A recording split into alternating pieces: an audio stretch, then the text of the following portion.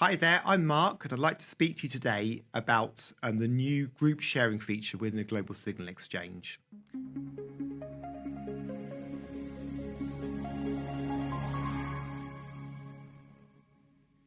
So, as of the new release that's just come out in the GSE this month in October, it's now possible to share signals within groups and closed groups of accounts within the platform. So to start the process, we're going to talk about signal sharing in general.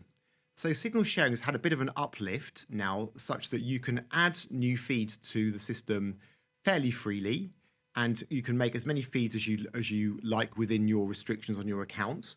And all of these feeds will adopt the standard format for signals going forward. So that means a signal feed will always have a signal column, a signal type, an abuse type, a reported date, and some optional fields such as extra data, predictive, etc., that we support as part of the core data structure for a signal.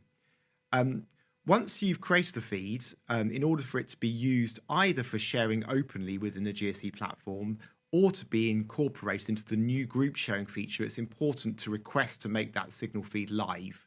This is partly because all data that's shared now within the GSE, including within closed groups, we merge into our core platform so that we can provide extra data such as enrichment data and feedback on those signals centrally as well. So the first stage is to request to make the signals live, which will then trigger a request to the GSE support team to activate your feed.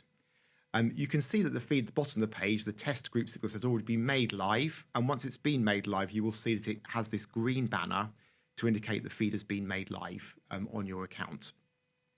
Okay. The next thing to discuss is the creation of closed groups. So there's a new item that's appeared on the left-hand side in the menus called group sharing, which when you activate will show you a page much like this where you can see a number of groups that I've already created on this account and the ability to create new groups. And once again, depending upon your account permissions, you can create one or more groups for which you can start to share signals in a closed environment. So to create a group is as simple as clicking the Create New Group button at the top and entering a group name.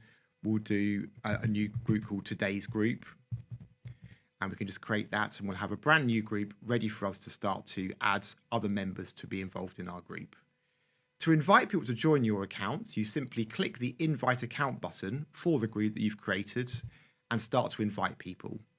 There are two basic ways you can invite members to join groups. One is that you can, if they've made themselves visible in the platform, such as our own GSE commercial demo accounts, you can find them and simply invite them that way.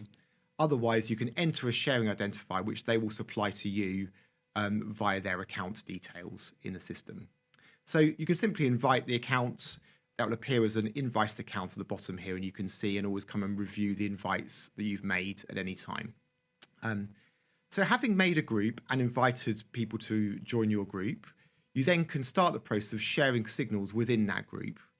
And going back to the first screen we looked at, the signal sharing screen, you can, once a group has been, a signal set has been made live, as we discussed, such as our test group signals at the bottom, you can then start the process of assigning group access to that signal group. And you can see here that we've got we can tick any number of groups for that signal set.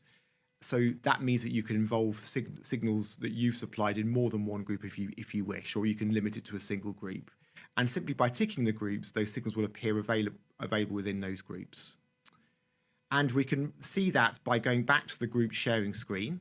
And what we'll find now is that we will see inside the view feeds for a given group, we'll see that our set of open demo test group signals has now appeared as one of the available feeds. And that feed will then be made available to all the accounts within that group, and they will be able to see them within their set of sources for API consumption or for just viewing within recent signals and all the other usual functions within the GSE. Thank you very much.